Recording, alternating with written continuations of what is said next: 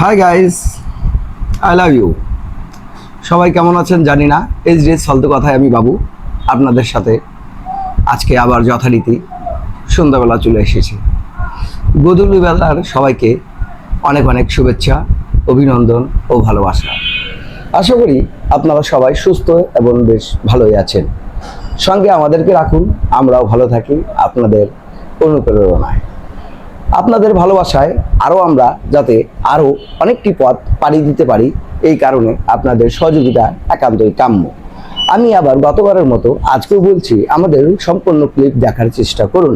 আমাদের প্রতিটা অনুষ্ঠান অনেক কিছু মেসেজ দিয়ে রাখি, আমরা অনেক কিছু মানুষকে জানাই দিই, অনেক কিছু মানুষকে সচেতন করি যাতে তারা পথভ্রষ্ট অথবা অনৈতিক কোনো কর্মকাণ্ডের সাথে জড়িত না হয়। এইচডিএস ফালতু কথা সবসময় সবার সহিত ছিল, ভালোর সহিত ছিল। যেখানে ভালো সেখানে হচ্ছে এইচডিএস ফালতু কথা, যেখানে খারাপ সেখানে আমরা কখনোই নই। আমরা কখনো অনাকাঙ্ক্ষিত ঘটনা অথবা কোনো ধরনের বিভৎস ছবি অথবা কোনো ধরনের কোনো লাইভ ফুটেজ অথবা কোনো ধরনের কোনো সংবাদ প্রচার করি না। আমরা শুধুমাত্র আপনাদেরকেও অন্তরঙ্গ বা মনোরঞ্জন করার জন্য আমরা শুধুমাত্র অনুষ্ঠান করে যাই, নানান ধরনের মজাদার এবং খুব বেশি আপনারা যাতে আনন্দিত হন। সারাদিন ক্লান্ত শেষে যদি রাত্রেবেলা অল্প যদি আপনাদের মুখে হাসি ফোটাতে পারি, এটাই আমাদের এইচডিএস ফালতু কথার সার্থকতা। যাই হোক, কথা বাড়িয়ে লাভ নেই। আজকে নতুন অভিজ্ঞতা এবং নতুন জাগরণ নিয়ে আপনাদের সাথে কিছু কথা বলতে এসেছি। হয়তোবা এইটিও আপনার জীবনে অনেক বড় ভূমিকা রাখতে পারে। তো এক গ্রামে দুজন ছিল, একজন ছিল খুব ধনী ব্যক্তি আর একজন ছিল মাছুয়া। মাছুয়া সাধারণত আমাদের আঞ্চলিক ভাষায় বললাম যারা ছিপ দিয়ে মাছ ধরে। তো সে সবসময় মন খারাপ থাকতো। সে বলতো যে আল্লাহ, তুমি তাকে এত ধনী বানিয়েছো যে তার অনেক টাকা পয়সা, অনেক কিছু, অনেক বাড়ি গাড়ি সব কিছুই আছে, কিন্তু আমি এতই গরিব যে আমি প্রতিদিন আনি প্রতিদিন খাই। তো এইভাবে কাউকে ধনী বানিয়েছো, কাউকে গরিব বানিয়েছো, তোমার লীলা খেলা বোঝা বড়ই মুশকিল ব্যাপার। তো যাই হোক, এভাবে করে দিন যাপন করা শুরু করে দিল। সে প্রতিদিন মাছ মারতো এবং সে মাছগুলো খেত। একদিনের ঘটনা সম্পূর্ণ ব্যতিক্রম ঘটে গেল। সেই ধনী ব্যক্তির জীবনে বয়ে আসলো কালবৈশাখী ঝড়ের মতো একটি রাত, যে রাতের মধ্যে তার গোডাউনের মধ্যে তার শিল্প বাণিজ্যের যে স্থাপনা ছিল সেটাতে আগুন জ্বলে সব শেষ হয়ে গেল। তাই সে নিঃস্ব, তার কাছে কিছুই নেই, তার কাছে চলার মতো কোনো কিছু নেই, শুধুমাত্র তার যা কাপড় আছে তাই, এটা বাদে তার কাছে আর কিছুই নেই। সবকিছু সে ইনভেস্ট করে রেখেছিল সেই প্রতিষ্ঠানে।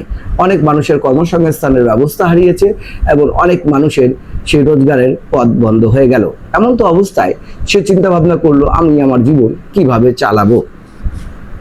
তো সে একদিন হাঁটে হাঁটে যাচ্ছে, তো দেখে সেই মাছুয়াটা মাছ মারছে, ছিপ দিয়ে মাছ মারছে। তো সেও চিন্তা করলো, আমি যদি একটি ছিপ নিয়ে আসে, যদি মাছ মারি, তবে হয়তোবা কিছু টাকা রোজগার করতে পারি, অথবা আমি অভুক্ত না থাকতে পারি, খেয়ে দিয়ে থাকতে পারি। তো যে ভাবনা সেই কাজ। দ্বিতীয় দিন সে একটি ছিপ নিয়ে আসলো। আসার পর সে সারাদিন থাকার পর দুটি মাছ পাইলো। সে গরিব যে ছিল সেও দুটি মাছ পাইলো, আর যে ধনী সেও দুটি মাছ পাইলো। ধনী তো এখন বর্তমানে গরিব, তো তাকে গরিবই বলা চলে। তো দুটি মাছ পাইলো। সে গরিব যে মানুষটি ছিল, সে দুটি মাছ নিয়ে যায় বাসায়, বললো বউকে, তুমি রান্না করো এবং এটা আমরা খাবো। আর যে নতুন করে গরিব হয়েছে, মানে নতুন যে গরিব, ধনী যে ব্যক্তিটি ছিল, সে একটি মাছ বাজারে বিক্রি করলো এবং একটি মাছ বাসায় নিয়ে যায় দিল, যে বললো এটাই, বউকে বললো এটি রান্না করো এবং এটি আমরা অল্প অল্প করে খেয়ে কোনো রকম জীবনটা পার করি। তো যাই হোক, সে একটি মাছ খেলো এবং একটি মাছের যে টাকাটা বাঁচলো সে টাকা দিয়ে সে আরেকটি ছিপ কিনলো। কেনার পর এখন দুইটি ছিপ হলো। সে দুটি ছিপ নিয়ে সে দ্বিতীয় দিন আবারও সেই নদীর ধারে মাছ মারতে বসে গেল। ভাগ্যক্রমে সেদিনও সব দুইটি করেই মাছ উঠলো। তো যে গরিব ছিল প্রথম থেকে, তার ছিপে দুটি মাছ, এবং যে নতুন ছিল তার ছিপের মধ্যে যেহেতু দুটি ছিপ আছে, সেই হিসাবে 2 দুগুণে 4টি মাছ। সে কি করলো, 3টি মাছ বিক্রি করলো এবং একটি মাছ খেলো। সেই একটি মাছ খেয়ে কিন্তু তার পেট ভরছে না বা তার পরিবারের পেট ভরছে না, তারপরও সে যথারীতি নিজেকে পরিবর্তন করার চেষ্টা করছে। এভাবে করে যখন সে 3টি মাছের জায়গায় আরো 3টি ছিপ কিনলো। এখন মোট ছিপের সংখ্যা তার হচ্ছে 5টি। তো 5টি ছিপ দিয়ে সে মাছ মারা শুরু করলো। ভাগ্যক্রমে সেদিনও 2টি করে মাছ উঠলো। প্রথম যে গরিব ছিল, যে প্রথম থেকে গরিব ছিল, তার 2টি মাছ, এবং সে যে নতুন করে গরিব হয়েছে তার ছিপের মধ্যে মোট 5 দুগুণে 10টি মাছ। তো 10টি মাছ ওঠার পর সে কি করলো, 9টি মাছ বাজারে সেলস করলো এবং 1টি মাছ বাসায় আবারও কষ্ট করে খাওয়া দাওয়া করলো। সে গরিব কিন্তু 2টি করে কিন্তু প্রতিদিন খাচ্ছে। কিন্তু নতুন যে গরিব হয়েছে, যে ধনী ছিল, তার স্কিল, তার দক্ষতা, তার চিন্তা চেতনা এবং তার ভাবনা দেখেন কোন জায়গায় নিয়ে যাচ্ছে তাকে। নোট করেন প্লিজ, নোট ডাউন।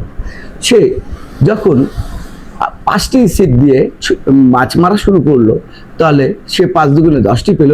তারপরের দিন সে কি করলো, আবারও 9টি ছিপ কিনলো। 9 আর 5 14টা ছিপ দিয়ে তো একা মাছ তোলা সম্ভব না। সে কি করলো, 13 জন কর্মী রাখলো। যা মাছ উঠবে অর্ধেক তুমি নেবা, অর্ধেক আমি নেব। এভাবে করে সে ধীরে ধীরে ধীরে ধীরে ধীরে ধীরে ধীরে ধীরে 3 মাসের মধ্যে সে নিজেকে আবার সেই আগের জায়গা থেকে বেশ ভালো জায়গায় নিয়ে গেল। নিয়ে যাওয়ার পর সে আবারও মানুষের কর্মসংস্থানের ব্যবস্থা করলো। আর যে গরিব, পূর্ব থেকে গরিব ছিল, সে গরিবে থেকে গেল। কারণ এর থেকে আমরা শিক্ষা পাই সুন্দর করে, যদি আমরা আমাদের জীবনটা সুন্দর করে চালাতে চাই, অবশ্যই সঞ্চয়ের প্রয়োজন। এই সঞ্চয়টি ঠিক আপনি যতটুকু আপনার প্রয়োজন বাসার মধ্যে ততটুকু রেখে বাকিটা সঞ্চয় করুন। তবে হয়তোবা আগামী দিনগুলোতে আপনাদেরকে চিন্তা ভাবনা করতে হবে না। কারণ নাহলে সেই অবস্থাটা হয়ে যাবে সেই গরিবের মতো, সারা জীবন গরিব থাকে যাবে এবং ভাগ্যে হাত দিয়ে বলবে, হে খোদা তুমি আমাকে গরিবে বানাই দিলা, আমার কি ভাগ্যে কোনো পরিবর্তন নেই? ভাগ্য তো তোমার কাছে দিয়েছিল খোদা, ভাগ্য তো তোমার কাছে দিয়েছিল সুযোগ, ভাগ্য তো তোমার কাছে অনেক ধরনের পথ নিয়ে এসেছিল, কিন্তু তুমি কোনো পথটিকে কাজে লাগাইতে পারলা না। এটি তোমার ব্যর্থতা। আর যে নতুন গরিব হয়েছিল, সে আবার সেই পূর্বের জায়গা থেকে ভালো জায়গায় চলে গেল। কারণ তার দক্ষতা, তার স্বচ্ছতা, তার হচ্ছে আপনার সত্যতা সব মিলে সে নতুন করে পুনর্জীবিত হয়ে নতুন অবস্থায়, নতুন আঙ্গিকে, নতুন চেতনায় সেই ঈগলের মতো ফিরে আসলো। আমিও আপনাদেরকে সবসময় উদাহরণ দেব, যদি কখনো হতে চান অবশ্যই ঈগলের মতো হন, কখনো তোতা পাখি হতে যাবেন না। আমি আবারও বলছি, যদি কখনো ভবিষ্যতে কিছু হতে চান তবে অবশ্যই ঈগল হন, তোতা পাখি না। কারণ তোতা পাখি সেই কথা বলে যেটা আপনি শিখিয়ে দেবেন তাকে, সেই কথা বলে। কিন্তু ঈগল নিজের স্ট্যান্ডার্ড নিয়ে চলাফেরা করে, সেই আকাশে ওড়ে। যখন মেঘ আকাশে পরিপূর্ণরূপে পরিপূর্ণরূপে ধারণ করে পৃথিবীকে অন্ধকার করে দেয় এবং সেই বিকট শব্দ, বৃষ্টি, ঝড় বৃষ্টির আভাস, সে সময় ঈগল কি করে, আকাশে আরো উপরে ওঠা শুরু করে দেয়, আরো উপরে ওঠা শুরু করে দেয়। সেরকম ব্যক্তিত্ব নিয়ে থাকেন। যতই ঝড় আসুক, যতই তুফান আসুক, যতই জীবনে আপনার ঝড় আসুক, কখনোই হাল ছাড়বেন না, হাল ধরে থাকবেন। হালের পরেই, হোঁচট খাওয়ার পরেই, ব্যর্থতার পরেই, আপনার হচ্ছে মানে যত দুর্দশা হোক সবার পরেই কিন্তু সফলতা আসে, সফলতা আসে, সফলতা আসে। আজ এই পর্যন্ত। আমি বাবু SJS ফালতু কথার পক্ষ থেকে আবারও আপনাদেরকে অনেক অনেক ধন্যবাদ জানাচ্ছি। এবং আমাদের যারা শুভাকাঙ্ক্ষী আছেন, যারা দর্শক আছেন, এবং যারা সাবস্ক্রাইবার আছেন, এবং যারা লাইক ও কমেন্ট দিয়ে আমাদেরকে সহযোগিতা করছেন, তারা আরও বেশি বেশি করে আমাদেরকে অনুপ্রেরণা দেন, আমাদেরকে আরও বেশি সহযোগিতা করুন। আপনাদের সঙ্গে রাখার জন্য, আপনাদেরকে সঙ্গে পাওয়ার জন্য, আপনাদের সঙ্গে ভালোবাসা ভাগ করার জন্য। এই চ্যানেলটি আমার একার না, এই চ্যানেলটি SJS ফালতু কথার কারণ না। এই চ্যানেল আপনাদের, আপনারাই এর ভাগ্য নির্ধারণ করবেন সে চ্যানেলটি থাকবে না বন্ধ হবে। যদি আপনারা চান যে বিনোদন পাই, আমরা আনন্দ পাই, মজা পাই, তবে এই বাবুকে সহযোগিতা করুন, SJS ফালতু কথাকে সহযোগিতা করুন এবং আমাদেরকে সঙ্গে রাখুন। আল্লাহ হাফেজ। আজ এই পর্যন্ত। Good bye.